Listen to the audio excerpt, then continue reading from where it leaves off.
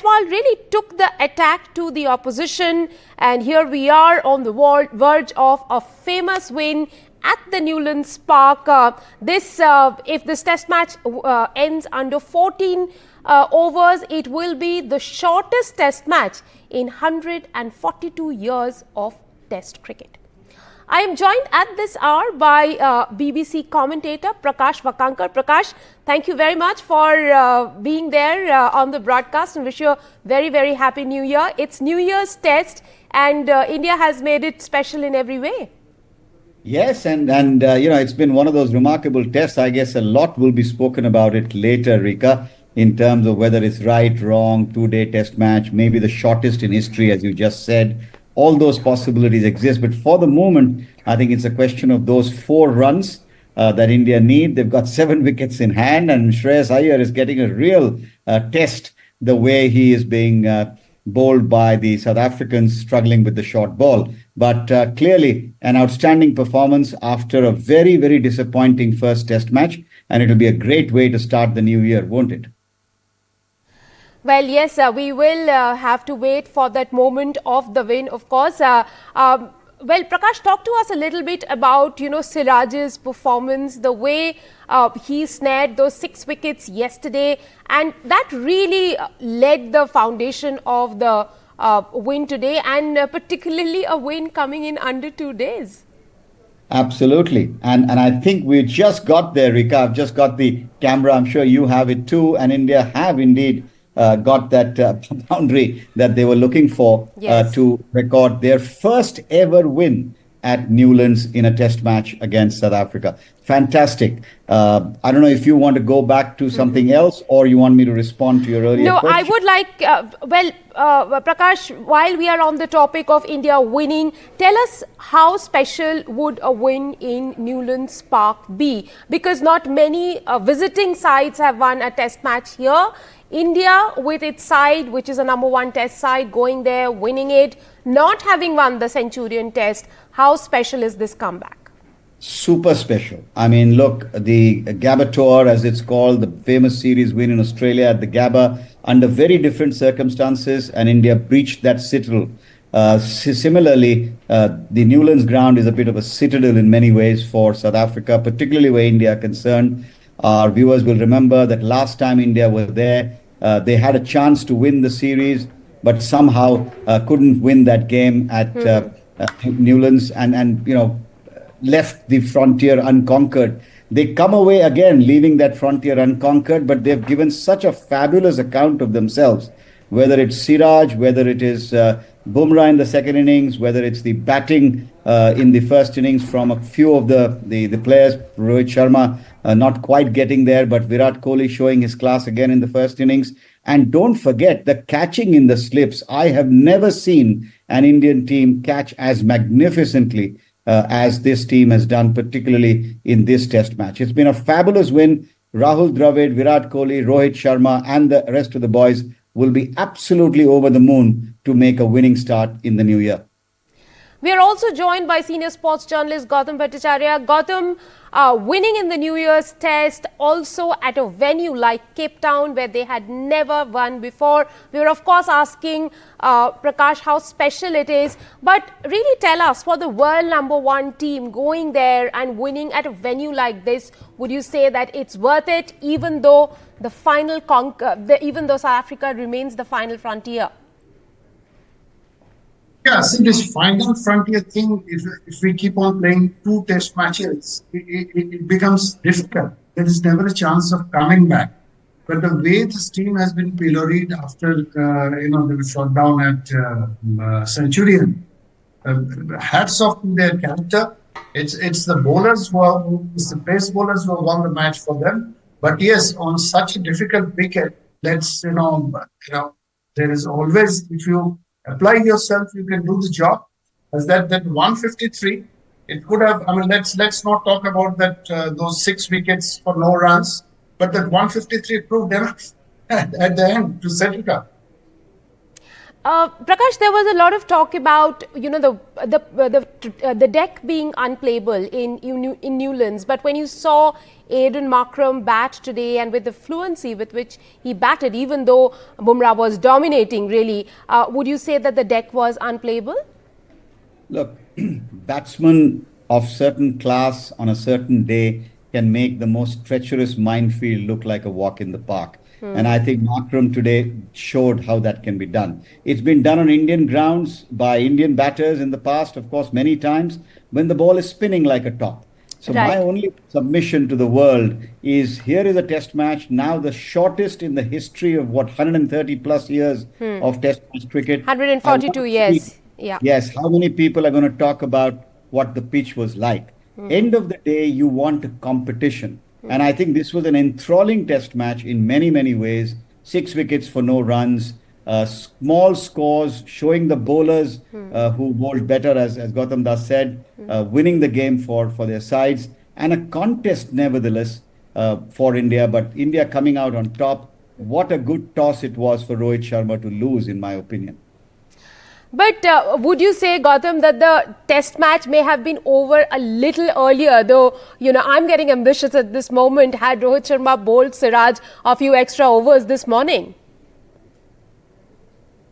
Yes, it's a question of ifs and buts. I mean, but then, this time, what he did was he had kept the pressure on. I mean, there was, if you look back in at the first test debate, he was accused of letting things drift a bit by not bringing on his frontline bowlers.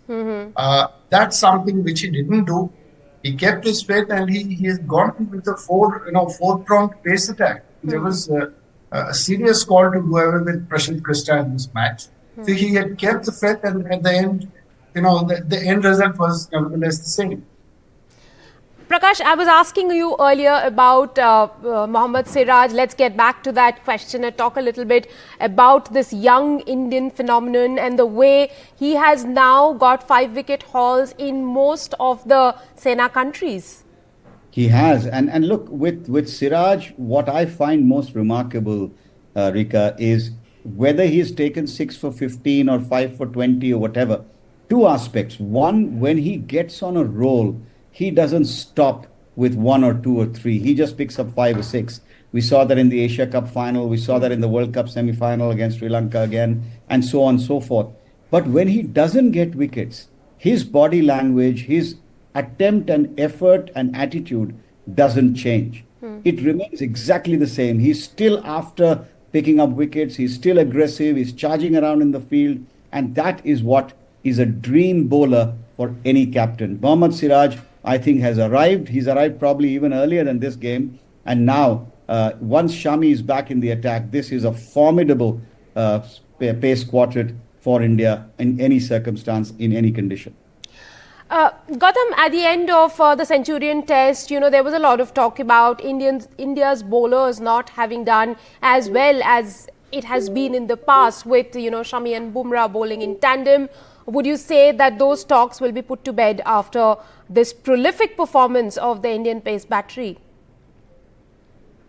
The fact remains that we were not full strength. I mean, Shami was definitely missed, but then at the same time, we also need to develop that second line of defense. So that's where, Mukesh Kumar came of age. So I won't say that the talk will be stopped altogether, because these two were, in essence, two, out of this world performances in either innings, one by Siraj and another one was by Bumrah. I mean, the rest were all doing the backup. But when things are not happening, I mean, that's where to do something extra or to think something out of the box, that question remains. I mean, you're not going to get a strip like this every time. So, that question remains. But overall, nobody, is questioning the class of Bumrah or Siraj or the combined effect that these three put will. But yes, I mean, now we're starting to get backups. I mean, Mukesh Kumar, his advantage is he's an equally adept red ball bowler. That's Right. where he is coming from. Playing And he bowled in good areas, Mukesh. Yeah, the right areas, exactly. Also, talking a little bit about Jasprit Bumrah, Gautam, this is really Jasprit Bumrah 2.0. This is the bowler who made his debut at this venue in 2018. He took a 5-wicket haul earlier, goes back to this venue, takes another 5-wicket haul. What would you say of Bumrah 2.0 as you look at him today? See, I mean, there is not much that needs to be said about Bumrah, but when on the South African wickets, particularly where the trick lies in hitting the deck and then getting the punches out of them, that's where his unpredictability can be so dangerous. Bumrah 2.0, I mean, with the kind of workload that he has been carrying since the World Cup, we just hope that the workload is managed well, and we got to see the best of him. And there is again a five test series coming up at home against England, so he needs to be preserved. And this is just the beginning of another golden run. Now that he's back fit and fine. Gautam, at the end of the last test match in Centurion, India had slipped to the 6th spot in the World Test Championship league table. How much will this win push them up? And, what would we realistically see the chances that they now have of, making the finals, even though it's a long way off now? Yes, I think there is. It's little premature because we throughout 2024, you have got a full series against England and a full series against Australia as well. Australia at home, as in Australia later in the year. Yeah. In Australia, yes. So there we'll have to see again. That you have lost some of your old campaigners in Ajinkya Rahane. This is the new team. I mean, the youngsters. If they give them the throw, I mean, eventually they tend to vindicate your faith. I mean, today, Jaiswal was a bit more, showed a bit more character in hanging around. So it will be a new chapter. But yes, I mean, there are plenty of matches to be played. I mean, I'll have to look at the points thing. Sometimes strange things do happen in that final running for those, final calculation of the 2 games. But why not? Gautam, one final question. Would you say that this is pretty much what is going to be the team for this cycle of World Test Championship? Give or take one or two players coming in, going out. But of course, we will see Mohammad Shami coming in when he is fit, and a couple of them, getting into the treadmill of Test cricket. But more or less, this is what is going to be the setup of Indian cricket. Yes, I would like to believe so. If Jaiswal manages to cement his place along with Rohit Sharma in the top of the order, then that would be very much the ideal batting order. Revert down in bowling, of course, when you're playing at home, you get play to the spinners. So that's where one of our seamers, the Prasidh Krishna slot is going to go. But that, yes, so we see this very much, with Hardik Pandya not playing test matches, we see this to be very much in the scheme of. Prakash, one final question to you. For Virat Kohli's generation or Rohit Sharma's generation, this was perhaps the last opportunity of winning a test series in South Africa. That didn't happen. But the way the Newlands test panned out, would you say that they anyway are going to come back with some very special memories and will have no regrets of not having, conquered the South African, conquered the final frontier? Well, I think that will remain. I think, these are things that rankle in people's minds, great as they are. There will always be that one thing that you miss. And I think for both Virat and Rohit, that will be something they will probably think about in 5 or 10 years' time and say, I wish we could have done that as well. But the greatness of the two of them, their contribution to Indian cricket can never be questioned. I think India are getting into a mode of transition now. And this is where the England series at home and the Australia series, the 2 tests, I think, in Sri Lanka, all of them will become important. If there is a worry for India to think about on the back of this fantastic win, it is actually going to be our batting on conditions which are not Indian, but in Australia in particular.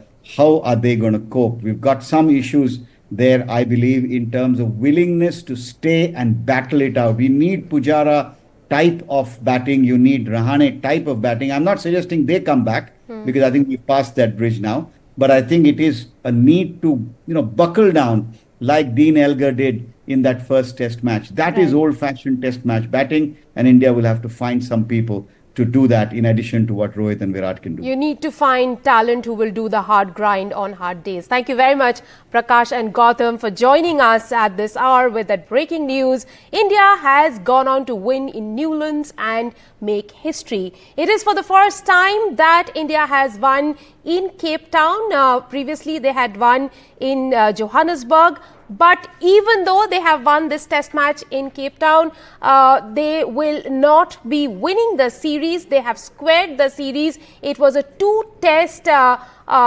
series against South Africa, and it has been won in under 2 days.